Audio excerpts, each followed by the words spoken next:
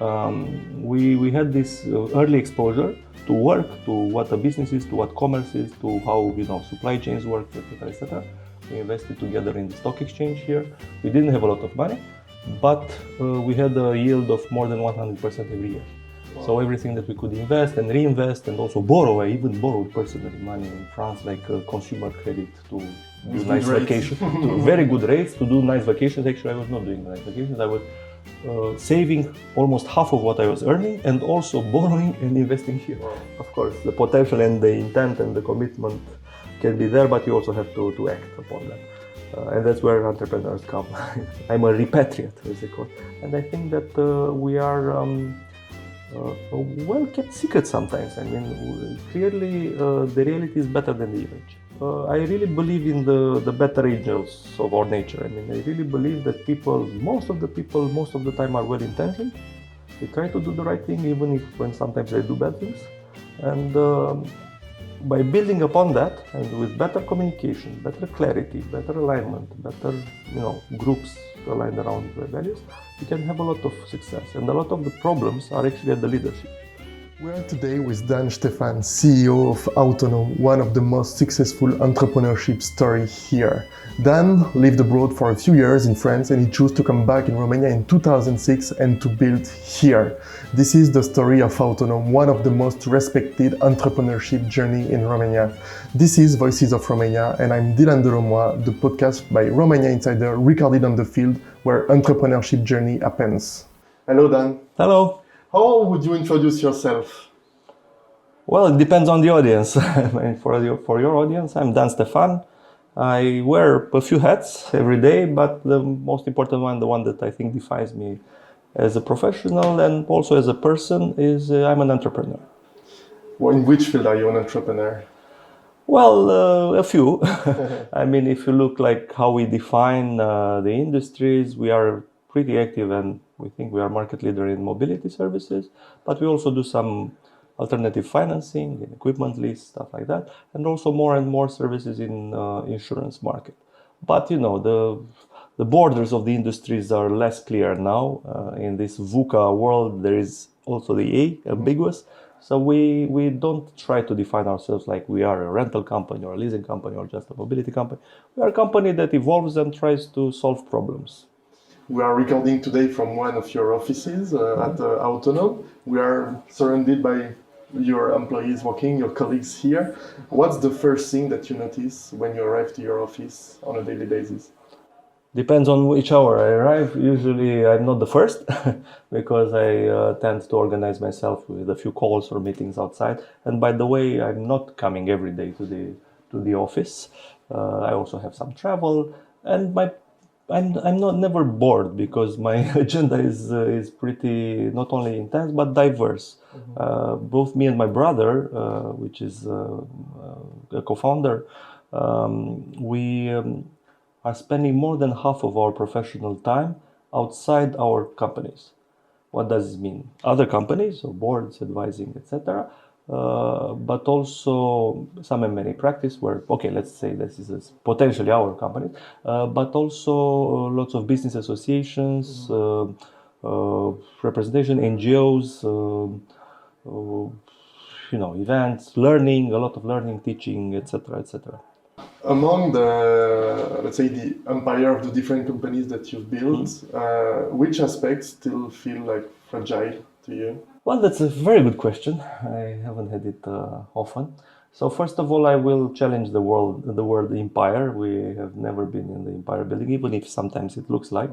We don't like the classical shapes and the classical idea of building something super powerful and then trying to expand it and rule the world. We like the impact. And in the last years, especially when we thought a lot, we had a lot of hard thinking, longer with our colleagues about what is our role, not just solving the problems that we solve and doing what the business is doing, and of course creating prosperity that we are sharing with our employees, but also our role in society. I know that this sounds a little bit like Miss World answers, the impact, I want to change the world. No, but we defined it in an entrepreneurial way, in a pragmatic way. Let's see where we can have impact, and we think that we can have impact through educating ourselves and also having an impact around, etc., etc. But we'll come back to that. So coming back to the so-called empire, to the organization, and what is fragile. I'm a big fan of Taleb's work, and especially my favorite book is Anti-Fragile. And we are trying to build organisms that are, if not anti-fragile, at least robust. And the crises that we've had a few, some of them more visible, some of them less visible, and not always crisis of external crisis or crisis of economic problems, macroeconomic problems, sectorial problems, but also crisis of growth, crisis of fast expansion, of complexity. We have this as we speak now because we are active in many things, and there is a complexity hurdle, let's say. Yeah. So we try to look and we accept the fragility. We think that we are more like trying to build and be part of ecosystems. And this is also a fashionable word today. We are building an ecosystem. Yeah, but when you think a little bit more about it, in a Darwinian way, ecosystem is not something really nice. It sounds very nice and it has an impact and it makes sense. It makes a lot of sense. But if you look at it from a humanistic perspective, it's a bit also survival. There is a lot of value destroying, not only value creation, creative destruction. There is some company death as well. So we accepted this Darwinistic approach without, as I started, without forgetting why we are here and that we really have a humanistic perspective on things. So to answer you, I think the most fragile ones are the ones that are incepted, and it's okay. We have never started more new things like in the last 2-3 years. Also investing in other ventures. We are not necessarily the classical investor in startups on an idea. We look at things that we understand. That's why we leave a lot of things that might create a lot of value, but we don't understand, and not only understand, but fit what we do. So when we invest in a company, we try to bring real synergies and real things that you can measure to the table with our customers, with our expertise, with our suppliers, with our size, with us as a customer, etc. So that's why we invested in quite a few of our suppliers. So these ecosystems sometimes are on the vertical. We try a lot of things, not with a lot of money, because we don't have a lot of capital to burn outside our companies. We are in very capital-intensive businesses. However, we find creative way of trying new things, and some of them really work. Yeah, and it's a good way to strengthen the ties with your clients or providers, for example. Yeah. Yeah, and a question that I get sometimes, and people are very surprised that I cannot give an immediate answer, is how many companies have we invested in? I say still active, not active. Say no, active. Okay. How do we count them? Do we count the second ones because some of the companies were invest in their turn? Yeah. So some of them are actually funds where we are limited partners. Do we count those? How do we count those? So we have to clarify a little bit. Directly, our main holding invests in 11 companies that are most of them active in mobility, financing, and insurance. And also our CVC has 30 investments, and out of those, 25 are direct investments. So that's the short answer. The longer one is complicated. Out of those, for sure, some of them are fragile. Some of them disappeared in the last year, and that's okay. You've mentioned, let's say, quite a lot of different companies that are in your ecosystem. Yeah. I will reuse this one. If someone says or hear about Autonom today, what should be the sentence that would describe Autonom? So sometimes people try to make a parallel with an animal, and one of our main financial partners in the last years is EBRD. So they had a discussion. I don't think it's something very confidential. A few years ago, trying to describe us, and they were talking among them and said, Autonom is like a giraffe. What do you mean? Giraffe, why? Because it's a species that if you just see a picture, you say, no, this is something, it's odd, it's stupid, this cannot function. And then you see it's a different species. What do I mean? We are combining bits and pieces of different industries. Fitch, for example, Fitch Ratings considers us a non-financial banking institution or something like that. Non-banking financial institution, NBFI. We don't see as such as they do. But of course, they have to fit us in a category. Our financial partners, the banks, also tend to look us as a leasing company because this is our biggest activity. But we define ourselves as a service company. We try to really find big and bigger problems on the market that we can solve. We are almost never first movers. We don't want to invent anything that was not invented in the world, but to spot it, to test it, sometimes let others test it, and then to be first scaler, to be the ones that are doing the thing that for growing companies, entrepreneurial companies, starts to be less sexy. Many entrepreneurs are genius, are bright, are super good at doing the first things, of creating a product, a service, a need, and then they get bored, or it starts to be, too hard from some points of view to organize. And we like this part also, the operations and the scale and the nitty-gritty, and also the heavy investment that you have to do. And we look at this as very long term. So we evergreen. We never consider the exit. Sometimes we do exits, but we see a lot of advantage in this long term approach that you build companies like you would like to hold forever. Sometimes you sell. And we have also learned in the last 11 years to do M&A as well. We were very afraid of doing it. We thought that it was going to ruin our culture if we do it. And then we tested it small, and then we did a few bigger, and we saw that we can do that as well. That's a really good introduction. And before going further about Autonom, let's talk a bit about you. What kind of kid were you? Well, it was a different era. So I'm looking at my kids now. I think that especially as teenagers, they have much more challenging environment, even if it's much easier from many points of view. They are perhaps a bit spoiled, and they have less challenges, which is also a problem. But also in terms of what we could do, and the options were limited. So both me and my brother, we were quite, let's say, a little bit nerdy kids that like to read. Also because we grew up in our mother antiquary, so we surrounded by books there and also at home. And we liked it from a young, also because we modeled what we saw, but also it was a good fit to our personality, to our genes. So we spent a lot of time reading, but also interacting with the kids, playing outside, stuff like that. We were never very sporty. We discovered this later that this can be a very important part of our daily routines.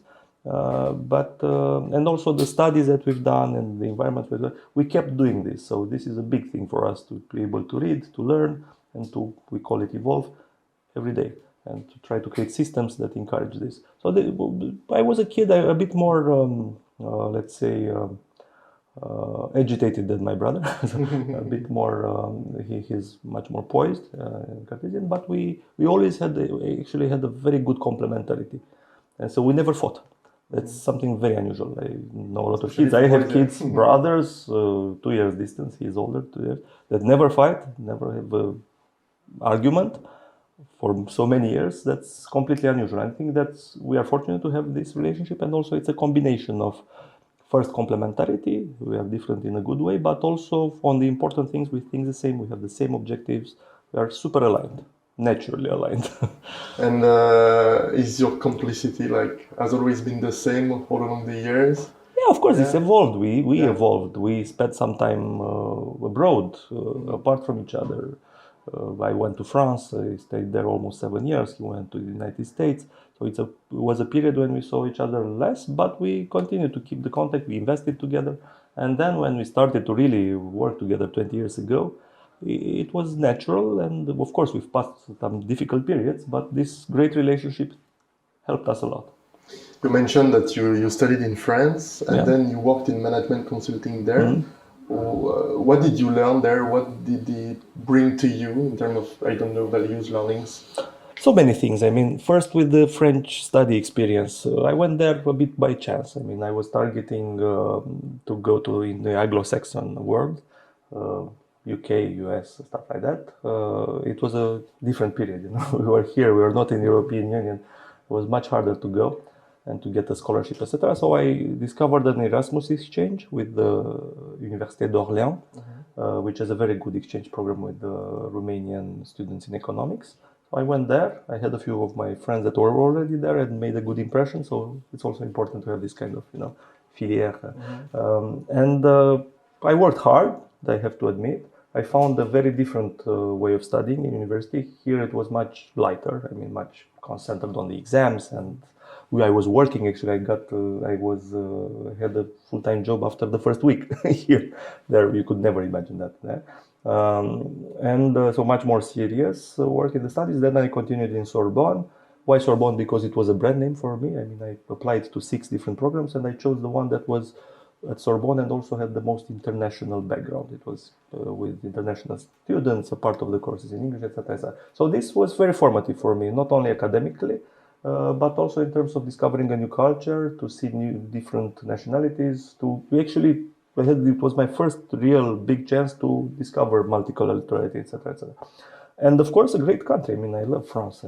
I love the culture. I love everything there, almost everything. And also, so starting to work, it was again a bit by chance. I started with an internship. This was a road, and I did a few internships before actually getting the work permit. It was very hard at that moment. And being in management consulting, and not general management. It was not like very strategy or stuffs which are important but a bit esoterical or a bit theoretical and not very applied. I had the chance to be in a company that was doing things, consulting things, projects, but they are very easy to measure. So we were doing efficiency projects, cutting costs, purchasing. I was in the supply chain part, so I learned a lot because our suppliers and our platforms were global. So I traveled the world. I also had the chance to work with very senior people in our customers, some of them board level, and I was 20 something. I mean, this is super lucky, and of course a lot of work. So in the 4.5 years that I worked as a consultant, I learned how the big companies function. I also realized or confirmed to me that I don't want to work for a very big company, even as a consultant, forever. That I had an entrepreneurial mindset and that I want to do things that are more in my control and less in a big organization where it can be a super career, but not necessarily for somebody that is a bit restless like me and my brother.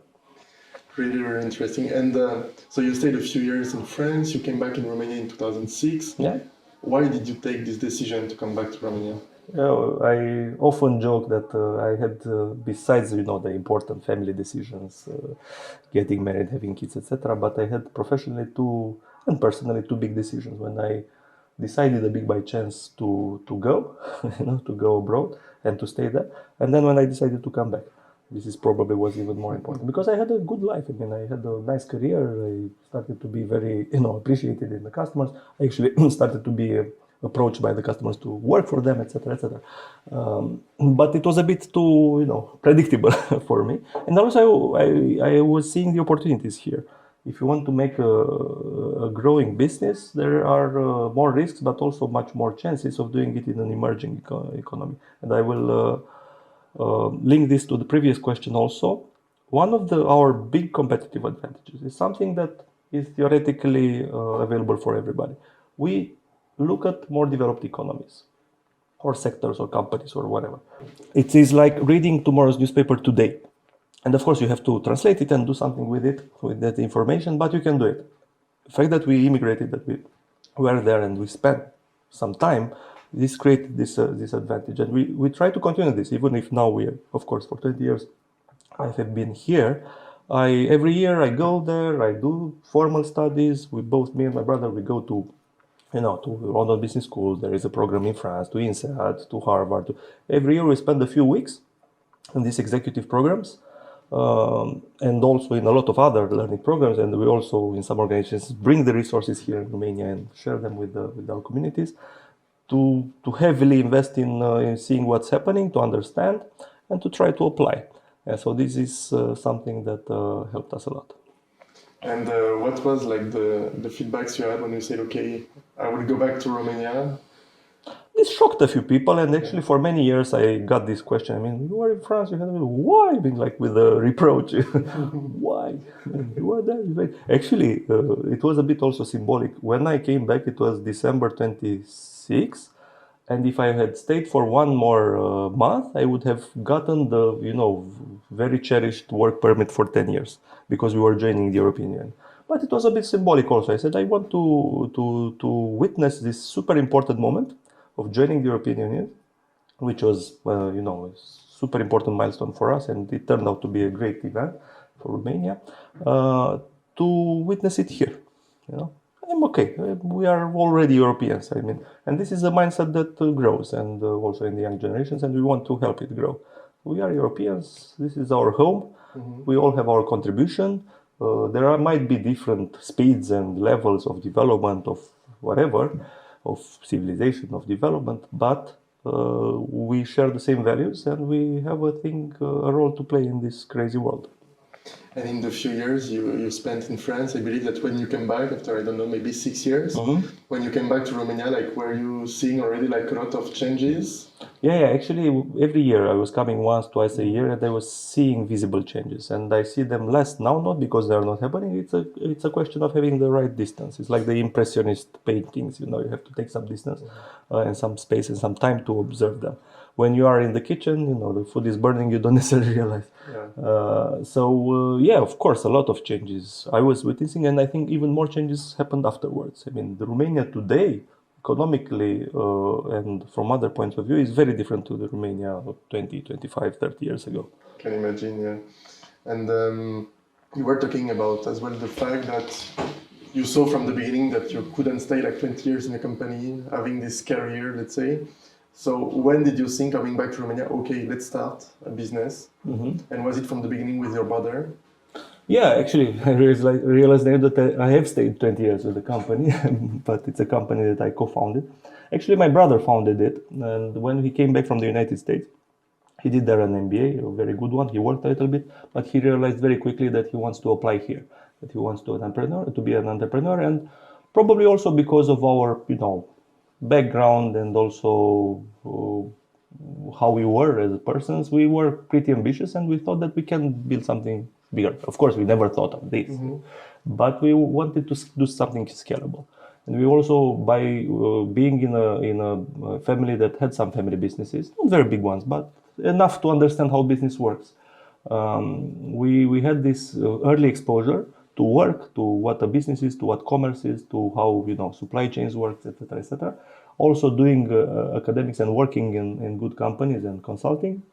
We had an ideal combination of insights, of knowledge, and also of mentality to be able to be successful entrepreneurs. Of course, this does not guarantee you anything, but it increases a lot the odds. And in order to increase the odds of finding a scalable business, we looked at a lot of things, probably close to 100 ideas. And some of them we started, some of them we didn't, but at least we studied in that period. I was in France doing my things, but I was exposed to this. I also co-invested with my brother along all this period when I was in France. We invested together in the stock exchange here. We didn't have a lot of money, but we had a yield of more than 100% every year. Wow. So everything that we could invest and reinvest and also borrow, I even borrowed personally money in France, like consumer credit to do nice vacations, to very good rates, to do nice vacations. Actually, I was not doing nice vacations. I was saving almost half of what I was earning and also borrowing and investing here. Wow. So again, not a lot of money, but it turned out to be a nice capital after 7 years. And because of this business that we started to grow and to be very capital intensive, we liquidated everything in 2007 before it crashed. So we were again lucky. A lot of luck you will see in our evolution. So what motivated me was a conversation that I had with my brother. I said, okay, out of the things that we tested, this one surprisingly is the most, with the highest potential for growth. Probably this is it, the scalable one that we were looking. We tested it initially on another company, and they said, okay, let's insert this company, let's be equal partners. He suggested this to me, even if he was already there. I said, okay, this is a great deal. This is what I want to do. And of course, it took me almost 1 year to close all my consulting things and to the chapter that I had there. And I continued here, and I don't regret it for a single second. And what is like the beginning story? I don't know, like the first cars, the first clients. Do you have anecdotes like? Yeah, the anecdote is that we never believed in this business initially.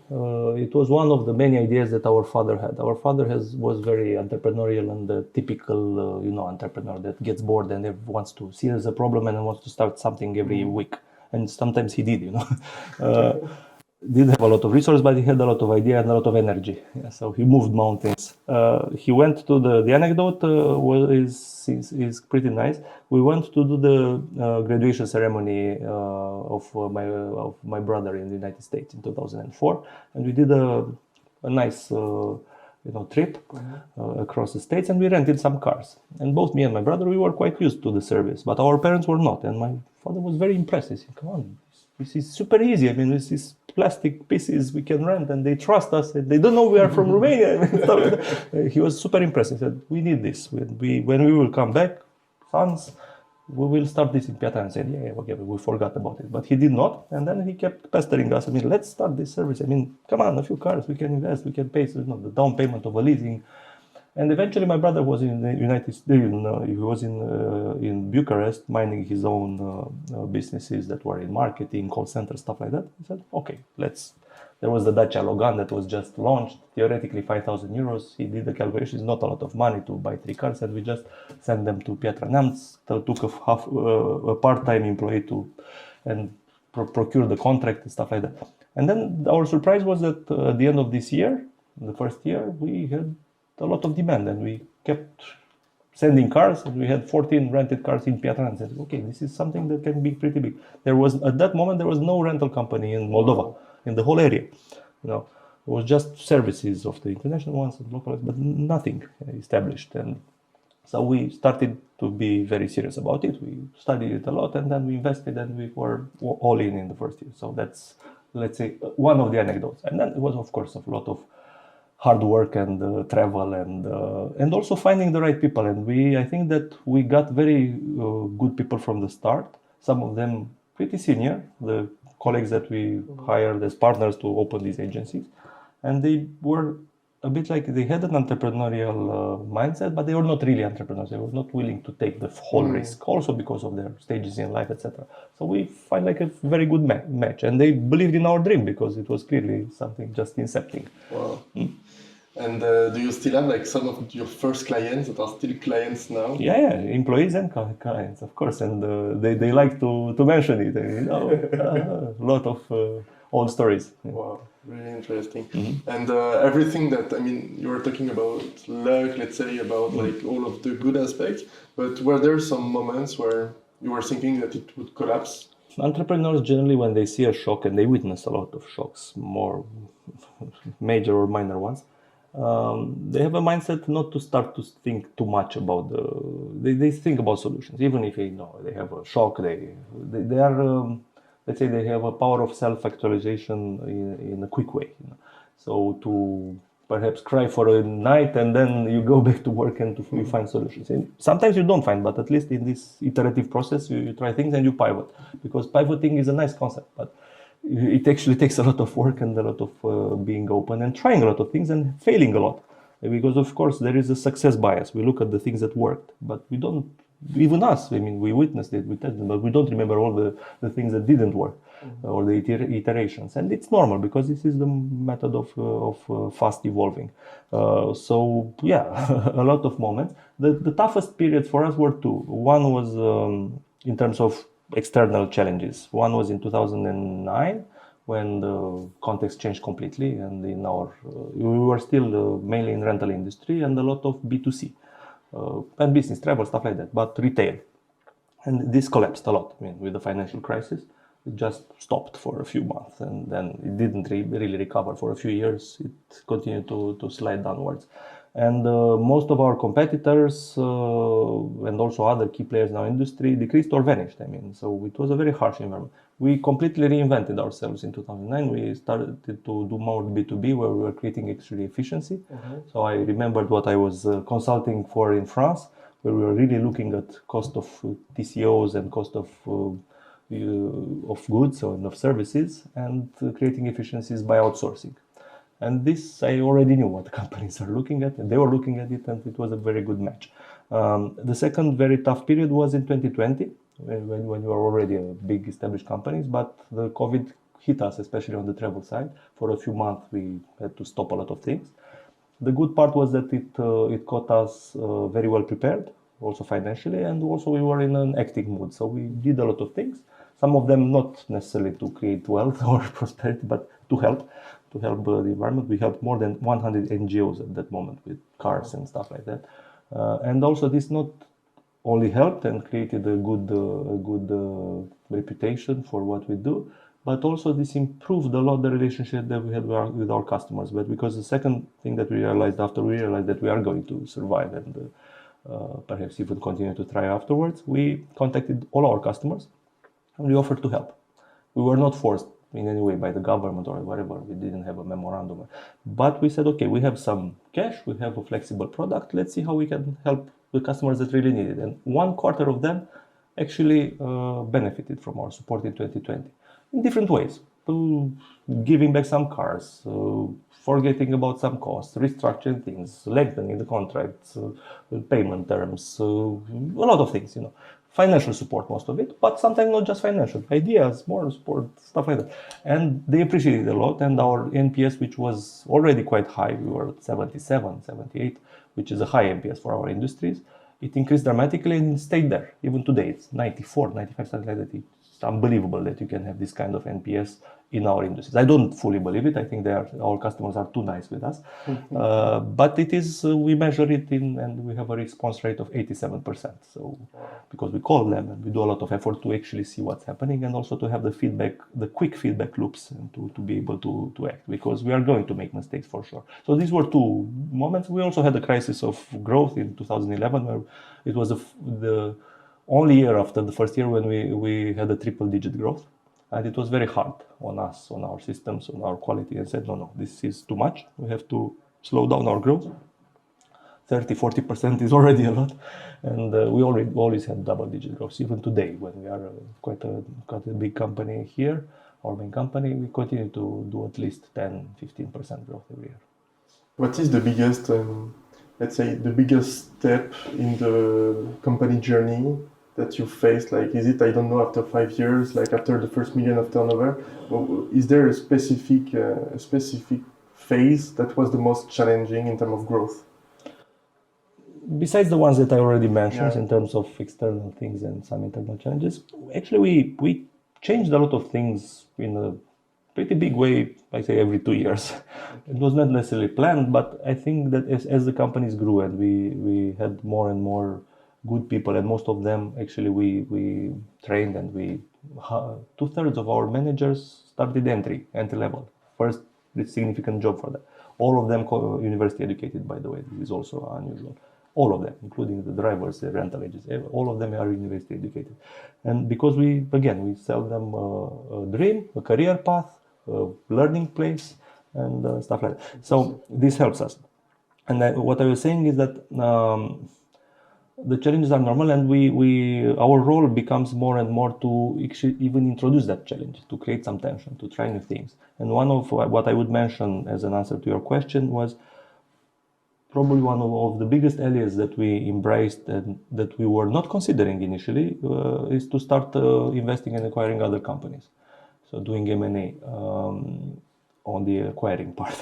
Why? We believed that it was a bad idea, generally and especially for us, because we were looking a bit at the statistics, at the stories, at the literature, and a lot of them destroy value, do not create value. Probably more of them destroy value on the long term. And they are being done without considering necessarily things too much, because some people are incentivized to do it, to sell, to buy, to be, rulers of a bigger empire, etc., etc.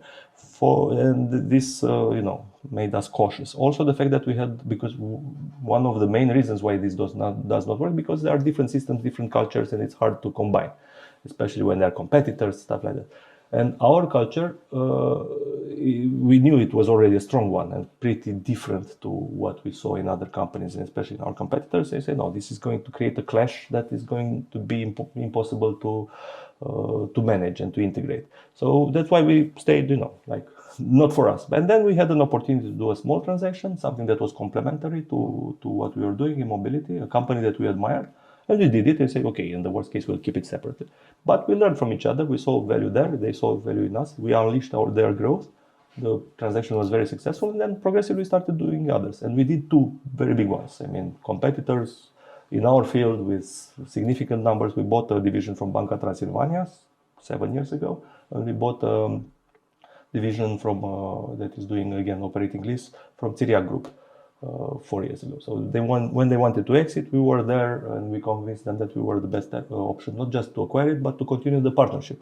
And in both cases, we have a strong partnership with their existing operations.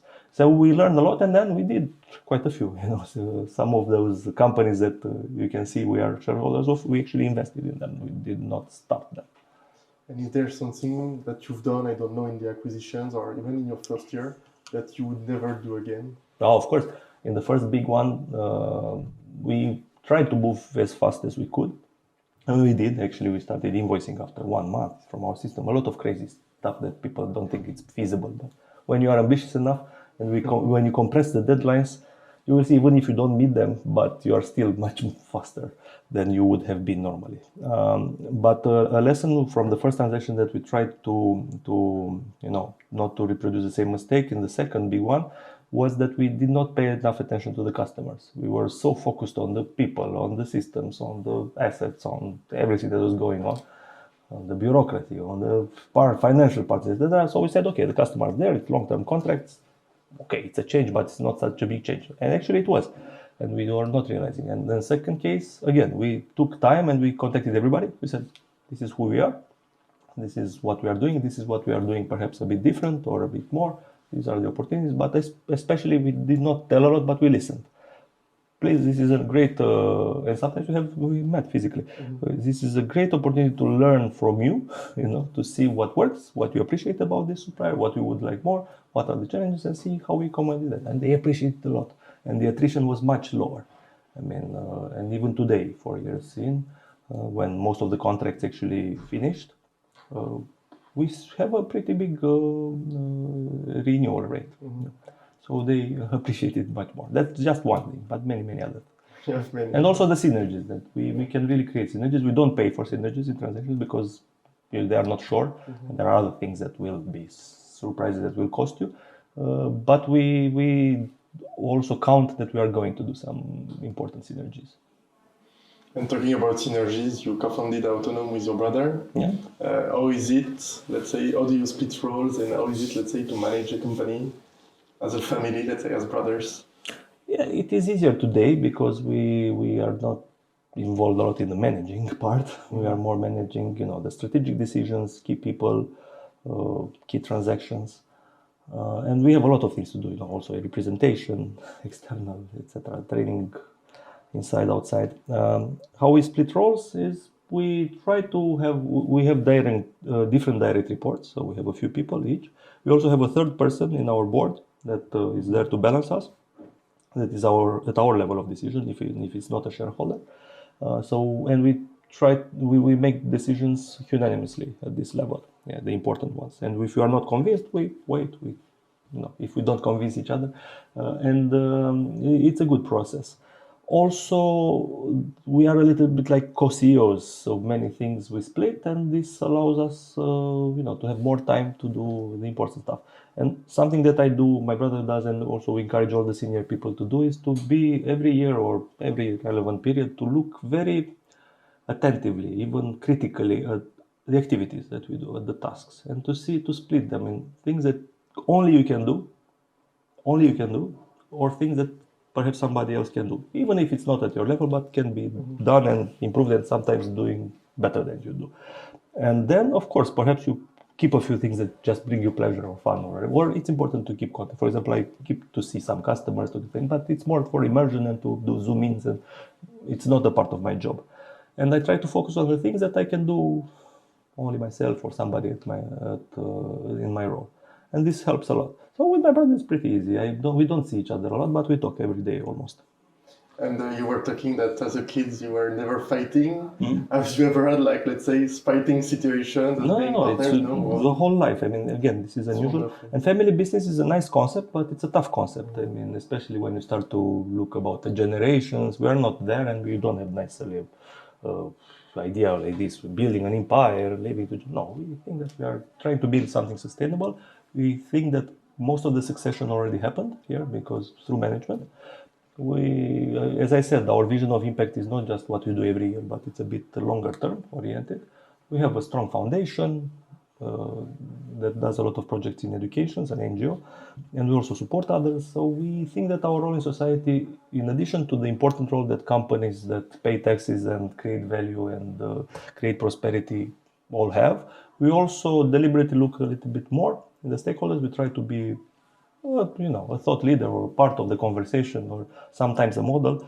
And our people embrace that. A lot of our people, this is why they are here. and not another part, because they like this, not only the relationship between each other, the great culture, but also the impact.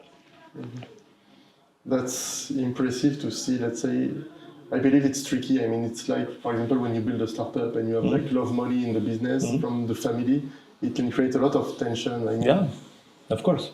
To build what you've done, like keeping this complicity in the good relationship, that's Our vision of a family business is not to hire a lot of relatives. Actually, we don't do that. I mean, if somebody is even recommended by, like we say in Romanian, a pilă or a whatever, we are very reluctant, and the selection process becomes tougher.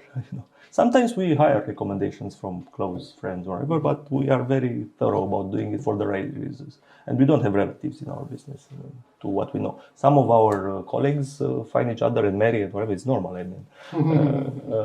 But even then, they have to be sure that they are not in a power relationship. So nobody has to be the boss of a spouse, etc., etc. But the good parts in family business is the private parts. The fact that you can make some decisions long term, that you can have a long-term vision, and you don't have an enormous pressure from the investors to deliver every month, every quarter, etc. This managing by the quarter creates a lot of problems on the long term. And this is also something that we benefit from because our competitors do it. So we entered some fields, of course, slowly, humbly, and then we grew, where the competitors are formidable. I mean, they are very strong, international, strong brand, a lot of expertise, customers, money, whatever. I mean, how can you fight with that? We don't fight. We always try to fight niches. And then when we, let's say, approach their turf, is to fight with our own, ideas, and also to make a lot of decisions that are not pushed externally for these short-term gains. And this is an advantage. This is really sometimes even a luxury for a modern company, a big company, to be able to sacrifice some immediate profits by investing them, and also some expenses, and also keeping some fat. This is another unusual concept that we have in terms of management. Even if I was a consultant in efficiency, I was chasing costs, etc., I also realized from that period, and even more as an entrepreneur, that a lot of the fat burning is excessive. So we have to create reserves of cash, reserves of time, reserves of people, reserves of resources, of assets and other things. Why? First, to have time to think. Second, to build new things and to be innovative, you need time for that and resources. And second, because for the people, for example, you have time to train as you grow. And also, this is also something good in terms, it's a challenging environment, and it's probably going to continue to become even more uncertain and fast changing. So you need to have a strong base. That's our theory. It comes a little bit from the military also. You need a strong base, and from there you explore things. And that's why our main option is on Romania, because here we are building a stronger and diversified base. And then, of course, we explore, but our focus is here mainly today. I feel a lot of humility and cautiousness among all the things that you just said. What is this for you, like the most important, let's say, values for an entrepreneur? Well, entrepreneurs are different. I mean, clearly they have the entrepreneurial values, most of them. I mean, they like to be builders, they are curious, they are not easily satisfied and stuff, and they have the energy and the drive. What we have a bit different, and I share this with my brother, that we have the patience. We are not, rushing to do a lot of things simultaneously, even if it can look like. We also look a lot of our people by how, I mean, we really believe in I don't like the word, but the stakeholder model, where you really look at what you're building, not only with shareholders for sure. That's why we are sharing our prosperity with the prosperity that we create in the companies. It's shared with all the company. And our part, the one that we should take home, we actually live in the company. We never pay dividends to us. And this is just not to brag or whatever, or to virtue signal. No, we think that this is the right thing for the company. We are very okay with our lives. We think that we are very fortunate and very prosperous, and we don't need more. And we like the game also, the game of building things. And I think this is a stronger way to create prosperity, because we are big believers in concepts from value investing, from Warren Buffett and others. And one of the strong concepts is compound growth. So we look at it that as an infinite game where we invest, and we try to grow things and have an impact, and to also to realize when we are becoming too big, or too bureaucratic, whatever, and to split. And one of the solutions to this is that we have small teams. We really act as a bit like a collection of small businesses. Even if there is one big company and others that are growing, the teams are maximum 10 people, ideally 7. They have a lot of decision at their level, a lot. I mean, Autonom, this is one of the way how we look at it. A lot of autonomy at the team level and at the person level.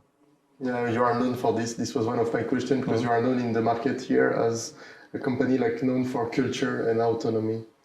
Yeah, but then of course these are nice concepts. Then you have to look, observe them, and to see what works, what could fit me, etc. in an organization. Actually, we are doing a lot of things that are simple and how you call it, normal. In Romanian it's firesc, so they come naturally, right? Or common sense, which, as the British say, common sense is not so common. And joke aside, if we look at companies as they become bigger and professional and strong, and the management principles that they use, not only that they are hunting efficiency, but they look more and more like a mechanism, like a big, very well-functioning engine. And we try not to do that. I mean, we try to keep some parts of that, of course, because we need control, we need resource allocations, we need some things from there, some planning, some reaction, some resource allocation. Don't tell all this to the bankers, okay? No, I mean, the plan with the Excel that you use for the next 5 years, it's a bit funny for us because you don't know exactly what happens tomorrow. But, black swans, etc. However, we try also to build more and more organic things. So ecosystem also as an organism, I mean, or as a city if you want. Yeah, okay, let's think another metaphor.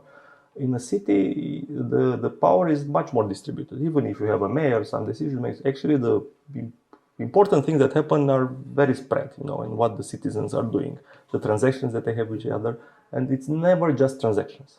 And you see the parallel with the company.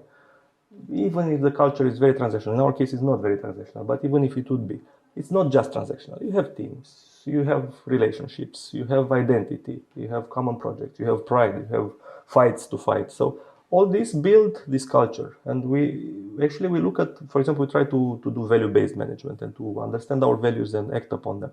And if you look at an organization, the values, okay, on the what they put on the posters and on the walls, it's one thing, sometimes not very aligned with their practices, and this is where we have to look, observe the practices, and especially the practices related to people.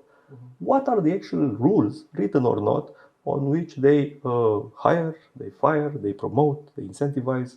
What are they really focusing on? And these are the values. Now the rest is perhaps a little bit bullshit. Wow. Do you have some figures about what you've built? I don't know, like, I won't talk about the companies you invested in because you were saying earlier that it's tricky to put a number on it. But let's say the group Autonom today, how many employees is it? How many companies? Have some figures. So as I said earlier, we have one big company, but that represents approximately 70% of the turnover and profits of our main holding. We have a second holding, it's like a bit like a CVC, like a corporate venture capital that invests in not necessarily startups, sometimes we start ourselves, but companies that are growing and that are relevant to our verticals. That's why we call it a CVC now. And these direct investments are around 30 companies on the investment side and 10 on the bigger holdings, so 40. But some of them invest in their return. We also have some limited partnership status in some funds. So it's a bit complex, tricky to answer at the company level. On the direct employees that we have in the companies that we control, it's more than 1,000 now. And on some of them that we consider the core, we are more involved, so more active about what happens. On others, it's more like a bit arm's length. Sometimes it's very good to be honest. Some of them are competitors on the market. Interesting concept. And some of them have strong relationships in supply. And of course, you have to do it taking into consideration all the rules, the transfer price, the arm's length, etc., etc. But we are okay. And the fact that we look a lot at the governance, which again is a bit unusual for entrepreneurial companies. We have been looking at it, how we structure it, what are the rules, how do we do it in a professional and sustainable manner. This is another word that is very in fashion now, and we realized it describes very well what we try to do. That's why we use it now. It's a bit overused perhaps, But I think it sums up a lot of the things the practice that we had and the things that we believe in. I want to talk a bit now, let's say, about Romania opportunity angle. We still have a few minutes. Yeah. Why is Romania still a good place to build today? There is a saying that I like a lot to use as an answer to these kind of questions. One is a joke. I said that for some years we realized that Romania is world champion in potential. Okay, then of course the potential and the intent and the commitment can be there, but you also have to act upon them, and that's where entrepreneurs come into place, or entrepreneurial-minded people. Second one, which is even nicer, is a saying from a Romanian philosopher, Constantin Noica. He said that the beauty about Romania is that everything is still to be done. He said this, I think, in the 70s. It's still true. I mean, and not only in terms of potential, economical potential, investment, all this we can look and measure, but also in terms of evolving of the potential of this country, of this geography, of the people. Some of that potential is realized abroad, which is okay. I mean, I'm fine with it. I was a part of that. I mean, I'm a repatriate, as they call it. And of course, some of them might come back or not. But they're also already ambassadors. They are creating prosperity for themselves, for their families, etc. But they're also ambassadors of the Romanian culture, the Romanian way of doing things, which is not so different to other countries. I mean, let's not be so special and so exceptional, but it is relevant. We have a whole history, not necessarily as a unified country. This is quite recent, but as this geography, we are naturally European, Latin, with a combination of this of the people here, and I think that we are a well-kept secret sometimes. I mean, clearly the reality is better than the image. Which again, if you try to look at it from a business perspective, this is potential. This is undervalued. That's why I think that Romania, with its idiosyncrasies and with its many problems, and I will try not to speak about those because we speak only about those every day almost lately, has a lot of room to grow. Still room to grow, even if there are a lot of imbalances, fiscal, etc. We grew a little bit, perhaps unwisely in the last years, too much consumption focused, didn't do a lot of investments. This is the potential to do them. And also, I think we are a bit fortunate geopolitically, geoeconomically, in how the big shifts happen in international power and in technology, that we can benefit from it. And perhaps also we should not forget that we are in the eastern part of Europe, second largest country, and one of the best placed to actually use the energy for investment, for developing the cost advantage, etc., etc. And also, it's a pretty the professionals, the one that can make a difference, are well educated and well motivated, I would say, and willing to work. What strong belief do you hold that most people disagree with? Yeah, I like this one. Perhaps first it's a way of thinking, because if you look at our decisions, what we've done so far and what we try to do, we are a bit contrarians. So a lot of the things that we do in business is when everything grows, like the saying from Buffett, the people start to be greedy, that's when we are more cautious, and vice versa. When people start to be very cautious, like it is at the moment now, there were a lot of things are postponed, investments, consumption, etc.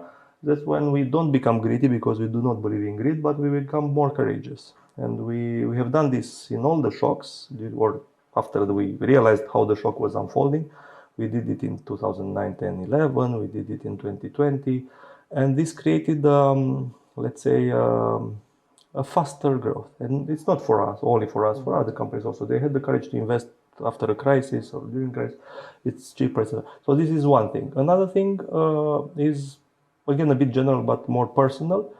I think, and we try to, have this kind of mentality spread in our organizations. I really believe in the better angels of our nature. I mean, I really believe that most of the time are well-intentioned. They try to do the right thing, even when sometimes they do bad things. And by building upon that, and with better communication, better clarity, better alignment, better, groups aligned around values, we can have a lot of success. And a lot of the problems are actually at the leadership, because there is a natural selection of people that don't necessarily have this positive outlook on their fellow citizens, the ones that get into power. So there is a big structural problem there. And the problem now that today with all the social media and the information that is, very negative biased and very immediate biased, and the last catastrophe that happened someplace, we are influenced by this. And what we try to do in our organizations and personally is to create the safe space, the silence, because there is so much noise, a lot of noise around it. So to create the silence, to be able to, first breathe and, slow down a little bit, and then you can act. And also to discern what is important, what is not important. Most of what the information is not, not relevant. Now with AI and all that, this is a very interesting shift. And that's another different belief to a lot of the people. A lot of the people are scared. I am not. I see the potential dystopies and problems, but I also see a lot of the advantages. I think that we have never lived a better period in terms of opportunities for change, for using these changes that we are doing today. I have two more short questions. The Please. First one, in one sentence, what would you tell Dan at 25? Oh, Dan at 25. I was thinking that I was counting and seeing if I was still a workaholic at that moment. A little bit, but not as much. Actually, at 25, I was in this entrepreneurial journey, working a lot. I would tell him to probably do something that I eventually did a little bit better later, to listen more, to be more careful to the people, to try to build empathy, because this is also a muscle that we can build, and to be confident that the numbers will work out. Really nice. And focus more on the people. And last one, if you could put a billboard in Bucharest with one sentence, what would it be? Probably not one sentence, but one word, and perhaps with a nice image to illustrate it. And the word would be breathe. Really nice. Thanks a lot, Dan. It was a pleasure Thank having you. you. It was a really, really big pleasure for me. Thank you very much.